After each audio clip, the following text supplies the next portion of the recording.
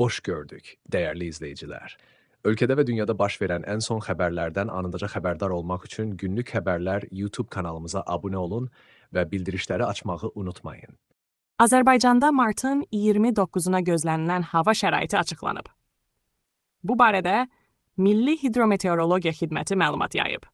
Bildirilib ki, Bakıda və Abşeron yarımadasında arabir yağış yağacağı, bəzi yerlərdə intensiv olacağı gözlənilir.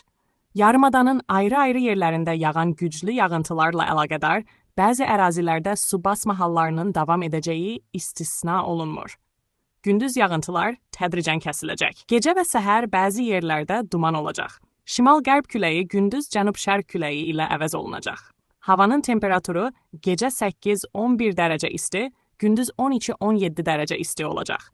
Atmosfer təzyiqi normadan aşağı 753 mm civə sütunu, nisbi rütubət isə gecə 90-95%, gündüz 60-70% təşkil edəcək.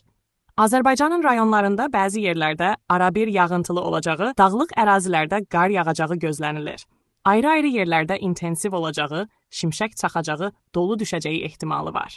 Gecə və səhər bəzi yerlərdə arabir duman olacaq. Mülayim qərb küləyi əsəcək.